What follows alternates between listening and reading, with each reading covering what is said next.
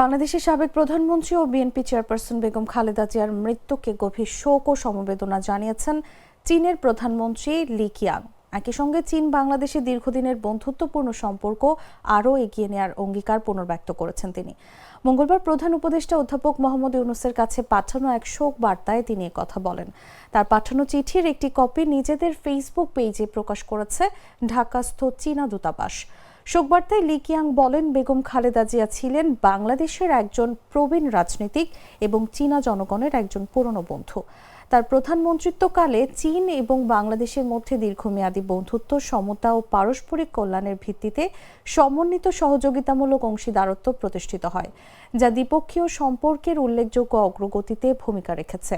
শোকবার্তায় আরও বলা হয়, চীন ও বাংলাদেশের মধ্যে বিদ্যমান দীর্ঘদিনের বন্ধুত্বকে অত্যন্ত গুরুত্ব দেয় বেইজিং। ভবিষ্যতে বাংলাদেশের সঙ্গে ঘনিষ্ঠভাবে কাজ করে দ্বিপক্ষীয় সম্পর্ককে আরও উচ্চতর পর্যায়ে উন্নীত করতে চীন প্রস্তুত রয়েছে, যেন উভয় দেশের জনগণ আরও বেশি উপকৃত হয়।